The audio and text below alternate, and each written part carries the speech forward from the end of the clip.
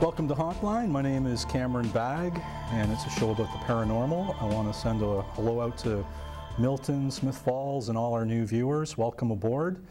Tonight we're talking about one of my favorite subjects, the subject of ghosts. And I've brought in tonight from Whitby a group called SCOPE Paranormal. So tonight my guest is, we got two guests. So we have our first guest, Chris Goring. Welcome to the show, Chris. Thank you. Thanks for having me. So, what does SCOPE mean? SCOPE is South Central Ontario Paranormal Enthusiasts. Okay. So, how do you prefer to call yourselves? Like ghost hunters? Paranormal investigators. Yeah.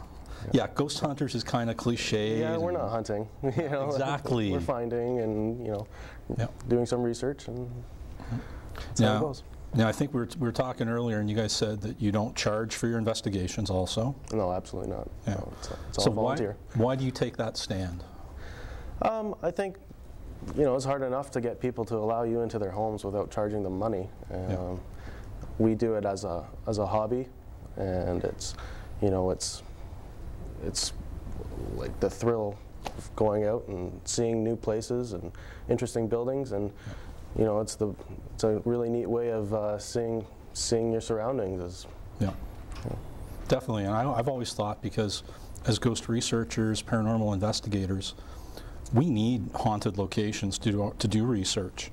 So, like, you know, I don't want to start having people charging me, but you know, to be honest, we should be paying people to come into their homes and investigate almost. Absolutely. I know, and a lot of times people do charge to allow you to investigate their places, and we try not to get sucked into that very often, but you know, sometimes you have to pay to play, and that's unfortunate. Yeah, I found with tourist buildings, you know, like big government, federal run programs, that if you're going to stay overnight, they expect you to pay for a staff to stay on with you. Right.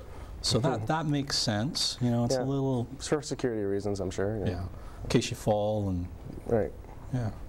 So, and I don't charge either myself. Like, you know, and I just, out of my own pocket, I'm paying for batteries and film and cameras. And cable and... Yeah, it gets expensive. Absolutely. It gets expensive, yeah. But I think, obviously, we're doing it because we love it.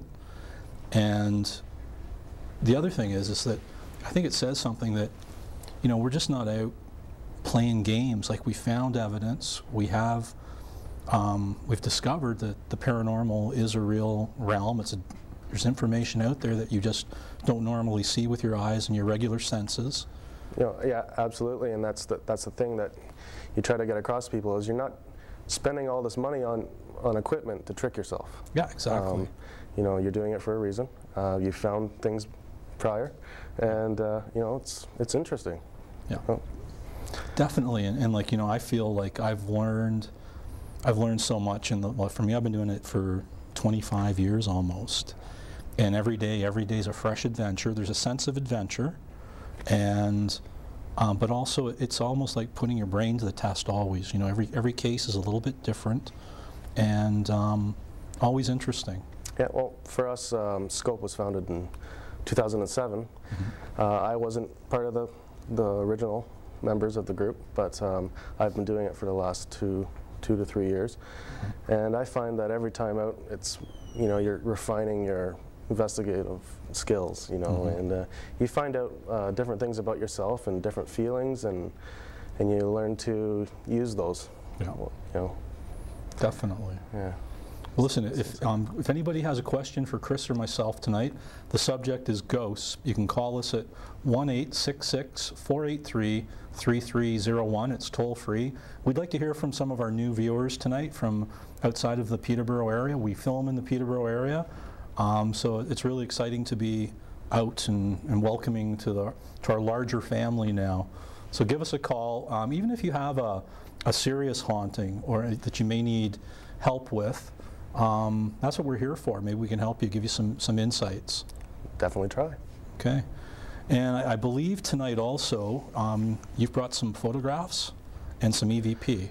We bought some EVPs, one photograph from one of our most recent investigations at the Farewell House in Oshawa. Was pretty interesting investigation.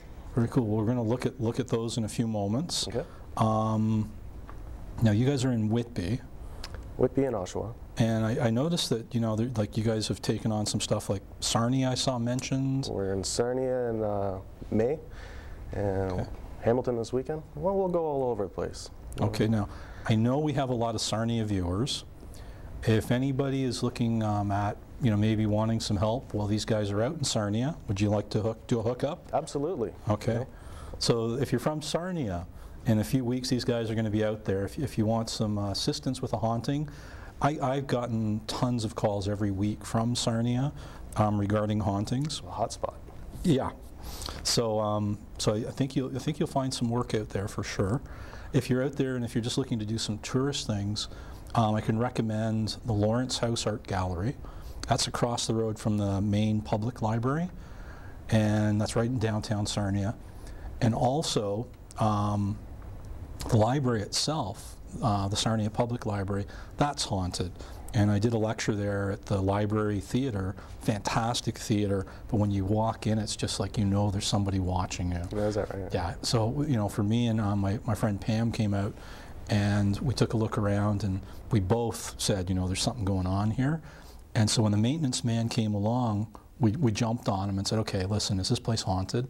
He goes, oh yes, definitely, most assuredly. So his name's Victor. If you're out in Sarnia or your guys are out there, seek Victor out at the library. Great Victor. guy.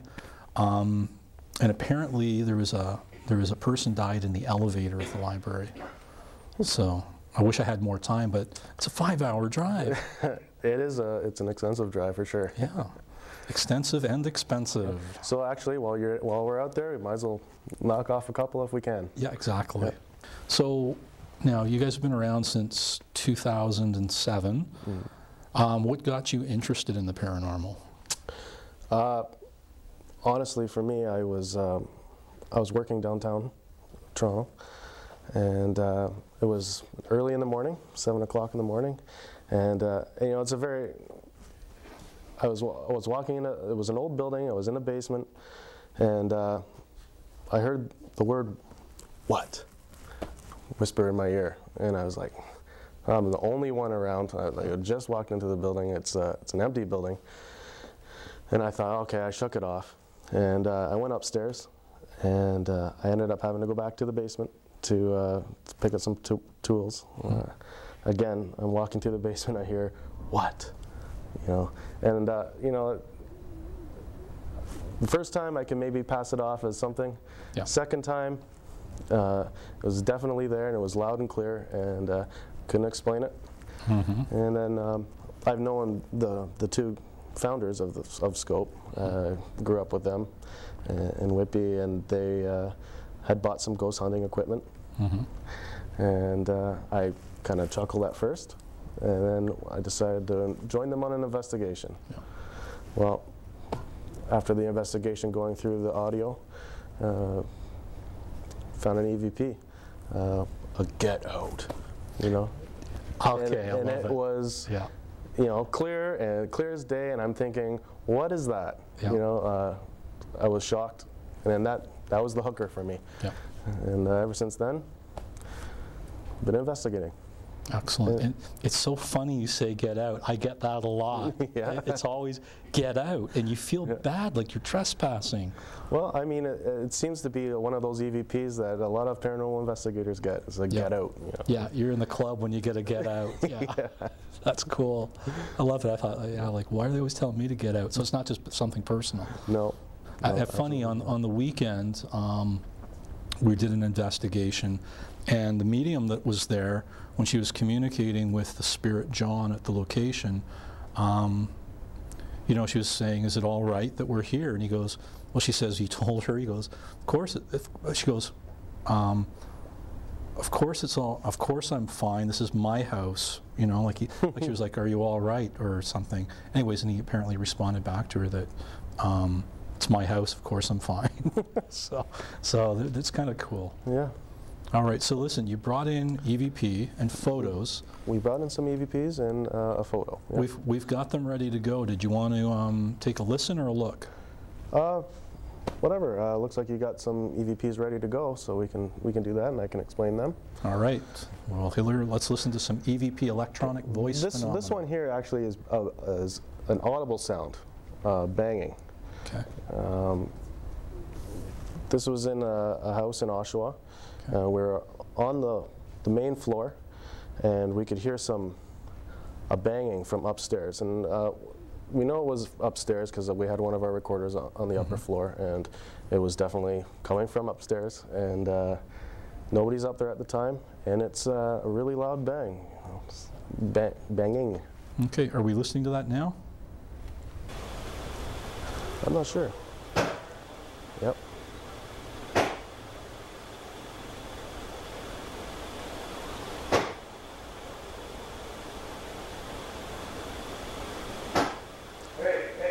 This is me on the main floor.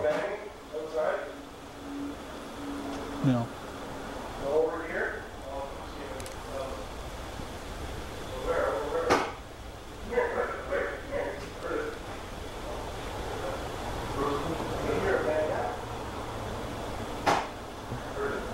It's making quite a lot of noise, eh? It is. It's like it's trying to get your attention, and it's very loud. It was loud enough that I could feel the the bass in the walls. So it was a substantial bang.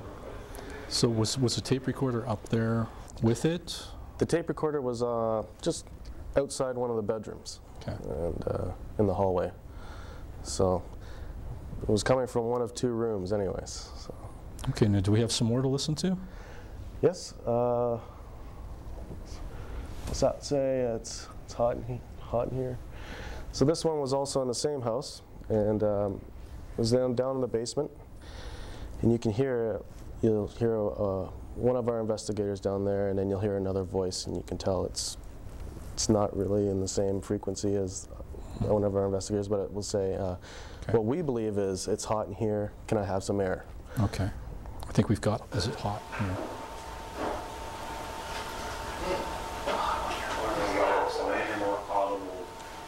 Did you hear that there? Yeah.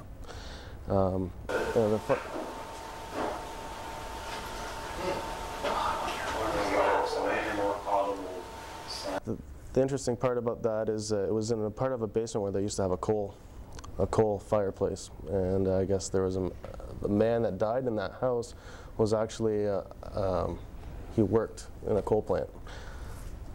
I don't know, coincidence? I don't know. Yeah.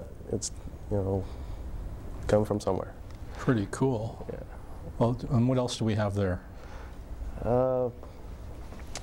This is the little girl. This was also in the same house. I believe you'll see a picture after.